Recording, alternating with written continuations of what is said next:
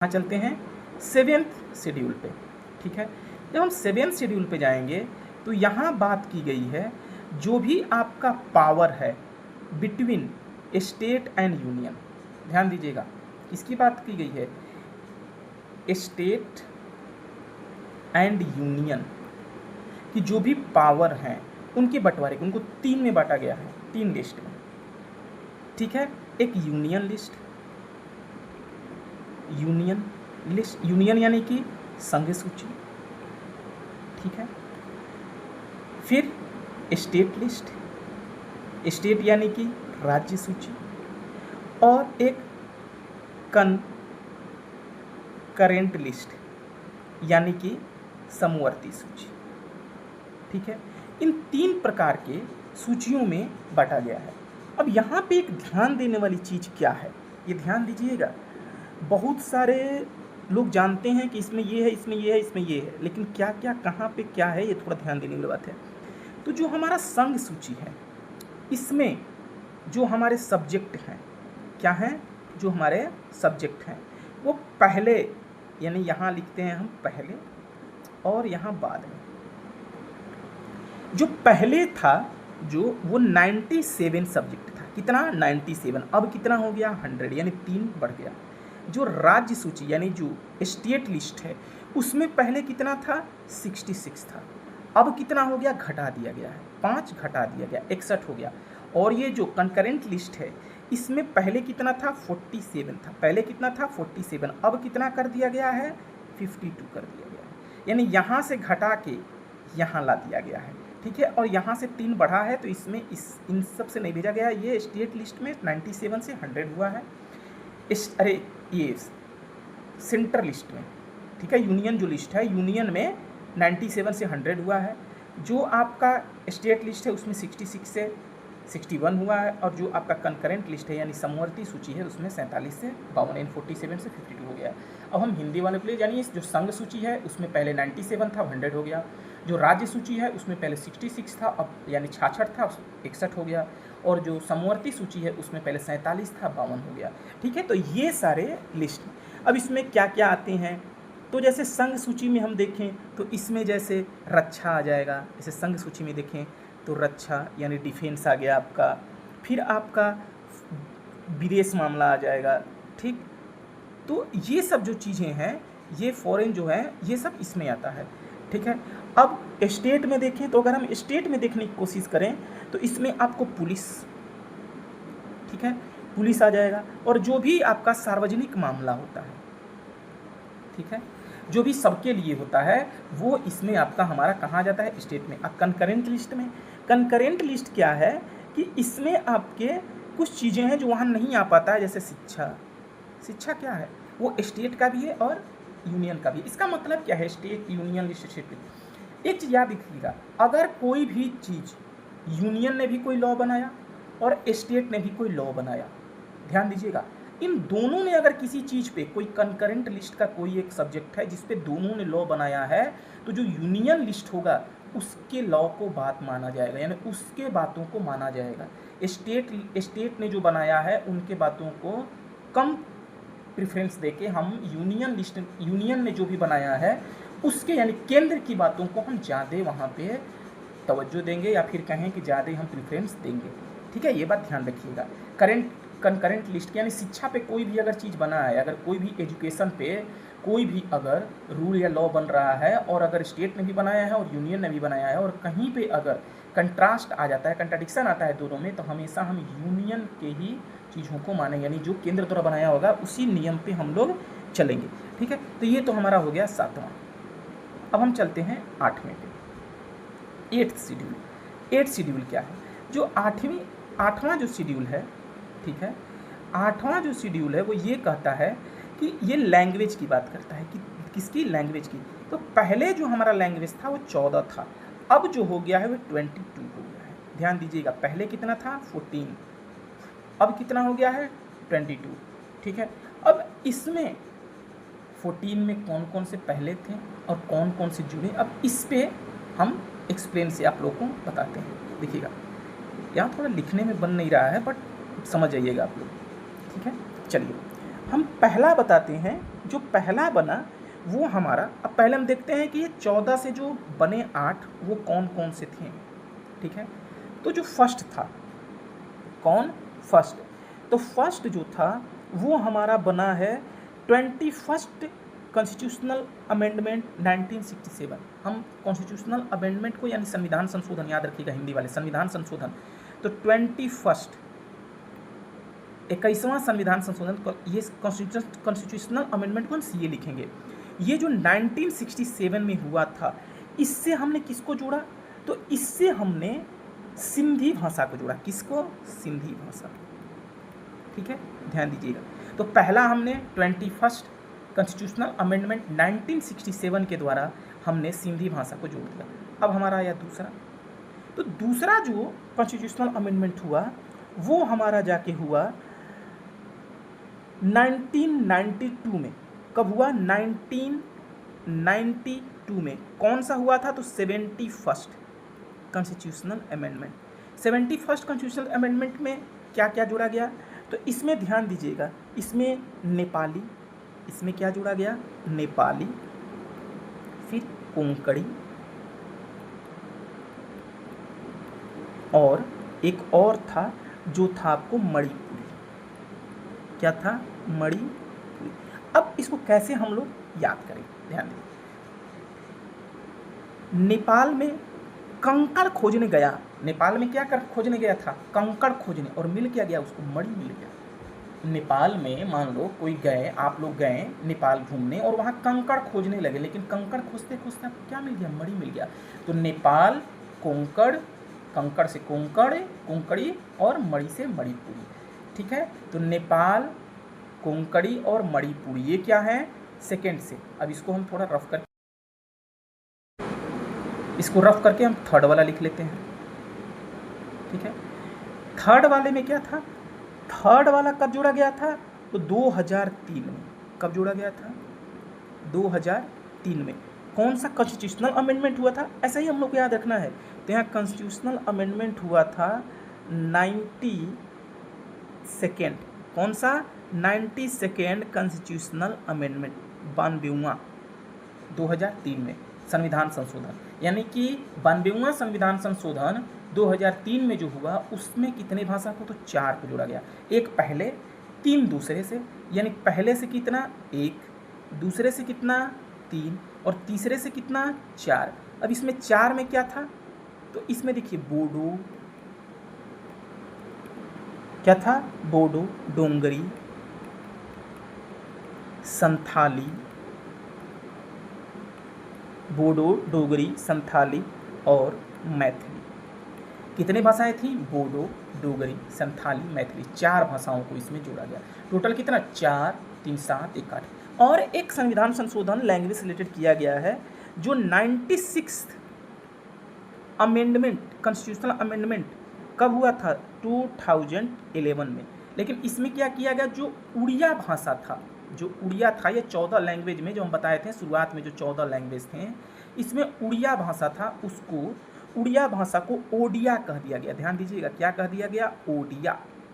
उड़िया को ओडिया बदल के कर दिया गया 96वां संविधान 96 कॉन्स्टिट्यूशनल अमेंडमेंट में, ठीक है। इसमें थोड़ा सा हमको वाइट रफ करना चाहिए था, थोड़ा हो गया है, चलिए कोई नहीं।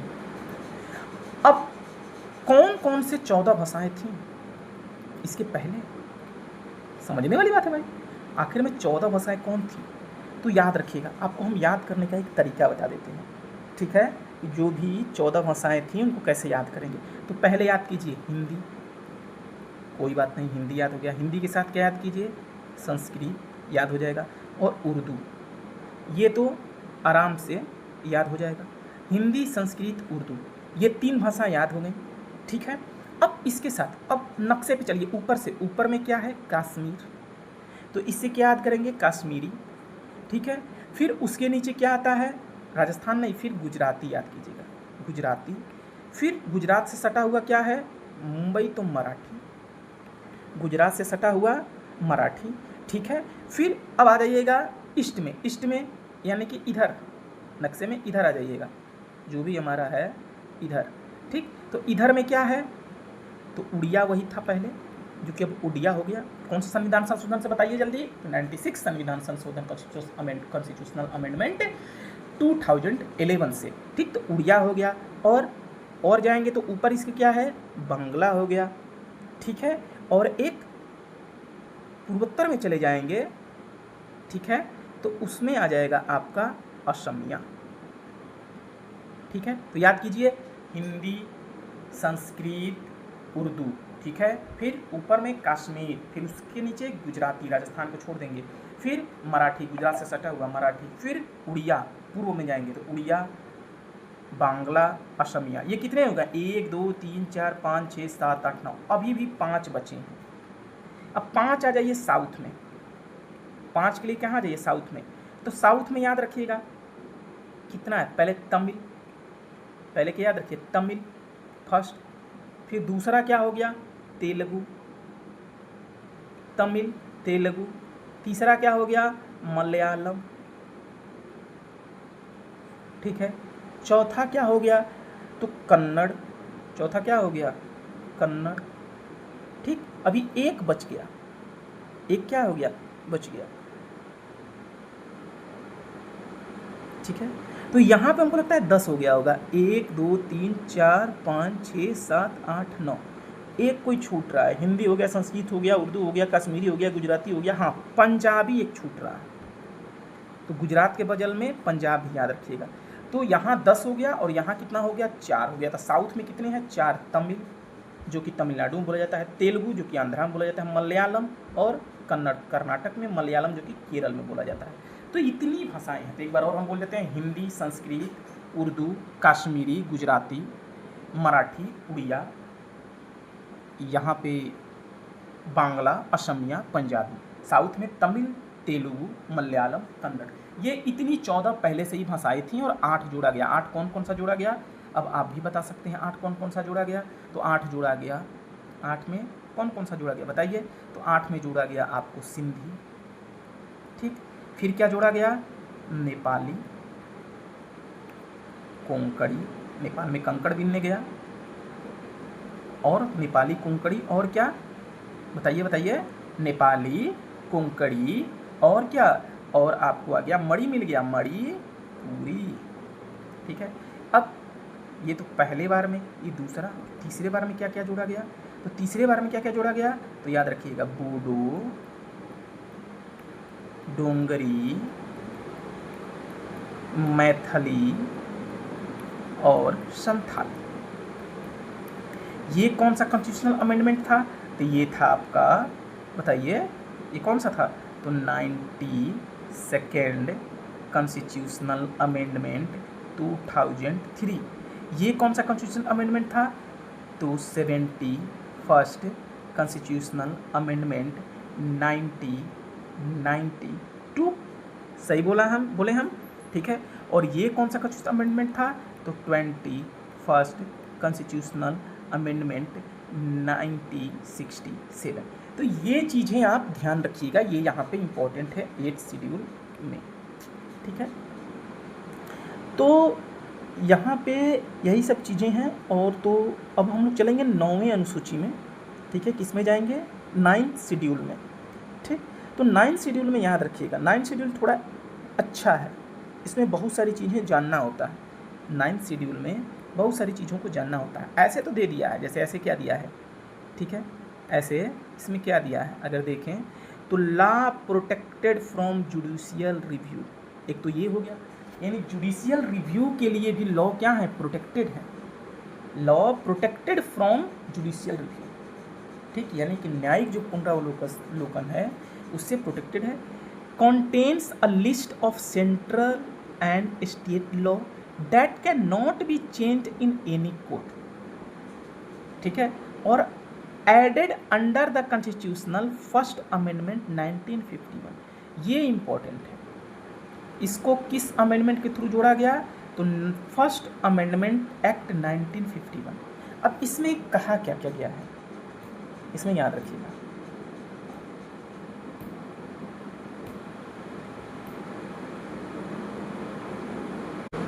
एक चीज़ इसमें ध्यान देने वाली चीज़ है कि जो जुडिशियल रिव्यू है, जो भी इसमें जुडिशियल रिव्यू है न्यायिक समीक्षा, जो भी इसमें न्यायिक समीक्षा की बात की जा रही है, ठीक है, वो क्या कहलाता है कि पहले नहीं था। जो भी न्यायिक समीक्षा की बात की जा रही है वो पहले नहीं था। ये जब पहले कहा गया था कि इसका कोई भी न्यायिक समीक्षा नहीं किया जाएगा, कोई भी न्यायिक समीक्षा का प्रावधान नहीं था, लेकिन केशवानंद भारती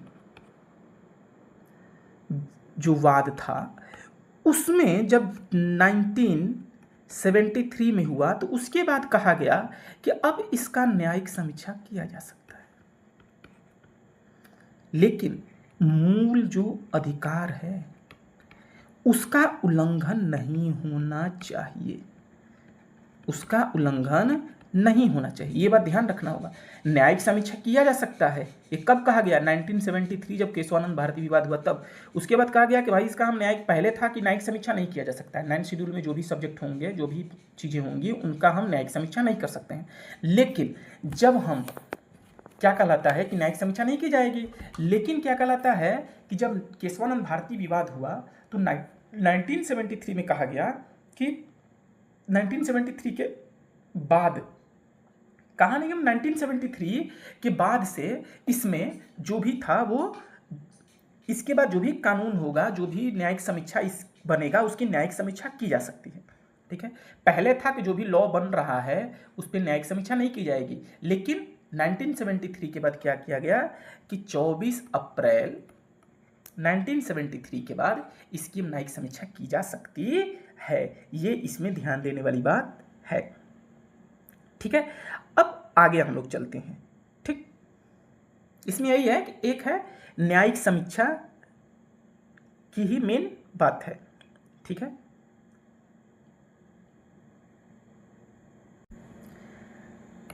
अब हम लोग चलते हैं 10th शेड्यूल में।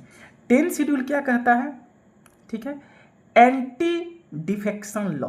अब एंटी डिफेक्शन लॉ क्या है? एंटी डिफेक्शन लॉ ये हम लोग 10th में चले गए, ये कहाँ चले गए? 10th में। अब एक चीज़ 9th में और छूट गया है, 9th में कुछ चीज़ें छूट गई हैं, उसको भी बता देते हैं। तो 9th में याद रखिएगा कि इसमें एक ये तो है एंटी डिफेक्शन लॉ, और इसमें भूमि सुधार, लैंड रिफॉर्म की भी बात इसी में की गई थी, ठीक है। जो भूमि सुधार है उसकी भी बात इसी में की गई थी। भूमि सुधार एंड जो जमींदारी प्रथा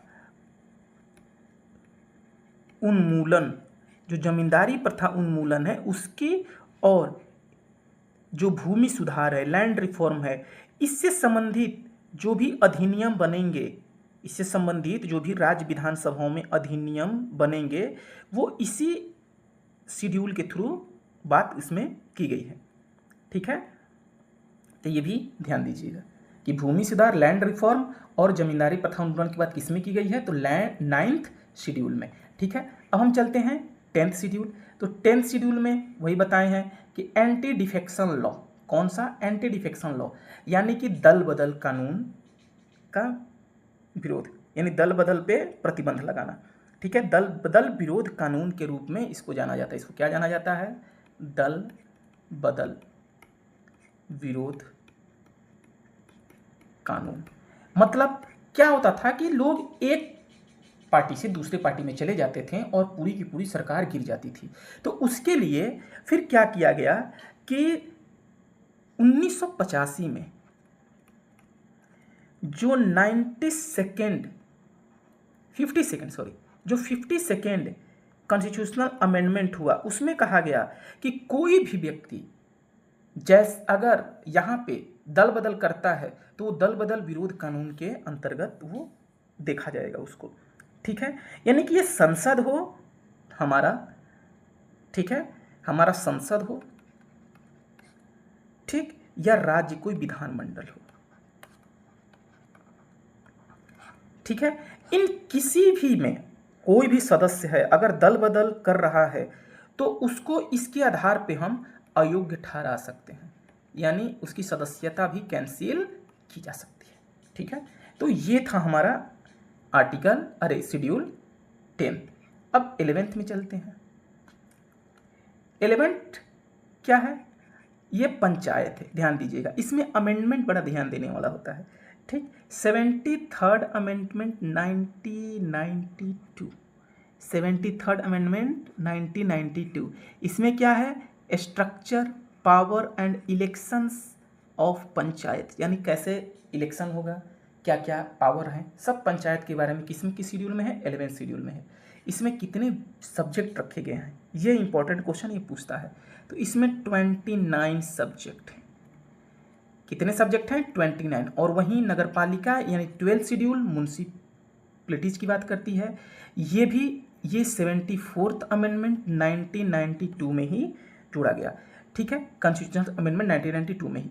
अब ये 73 और 74 दोनों 1992 में हुआ था। अब इसमें कितने सब्जेक्ट हैं? तो इसमें 18 सब्जेक्ट हैं। ये नगर पालिका के यानी म्यूनसिपलिटीज़ की बात करती है, नगर पालिका की बात करती है कि उसका क्या स्ट्रक्चर होगा, क्या पावर होगा और कैसे इलेक्शन किया जाएगा, ये सब किसमें किया जाता है? तो 12th शेड्यूल यानी 12वीं अनुसूची में और 11वीं अनुसूची में पंचायत के बारे में दिया गया है। तो ये आपका टोटल, हमारे कहने के हिसाब से ये आपका टोटल शेड्यूल ऑफ कॉन्स्टिट्यूशन था, ठीक है। यानी अगर आप लोगों को लगा होगा कि हाँ अच्छे से एक्सप्लेन कर पा रहे हैं हम, तो आप लोग सब्सक्राइब कीजिए, ठीक है, लाइक कीजिए और कमेंट ज़रूर कीजिए। हाँ, मैं जानता हूँ कि आप लोग कमेंट करेंगे कि सर ऐसे इस पे बता रहे हैं तो क्लैरिटी नहीं है। आगे से हम ध्यान देंगे कि वाइट बैकग्राउंड पे बताएं, ये सब चीज़ें हटा दें। पीडीएफ के नीचे एक वाइट बैकग्राउंड हम लगा देंगे जिस पे कि समझाएंगे हम, ठीक है।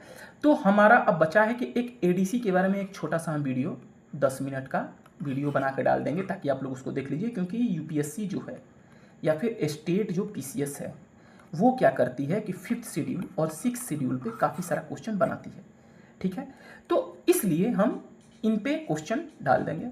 आप लोग कमेंट जरूर कीजिएगा, कमेंट करके बताइए कि आखिर में कैसा पढ़ाया जा रहा है या कैसा समझाया जा रहा है। अभी और अच्छे से कंटेंट दिया जाएगा और अच्छे से किया जाएगा, अभी स्टार्टिंग है, ठीक है। तो इसमें धीरे धीरे और चेंजेज आएंगे और अच्छी चीज़ें दी जाएंगी, ठीक है। चलिए, थैंक यू, कल मिलते हैं।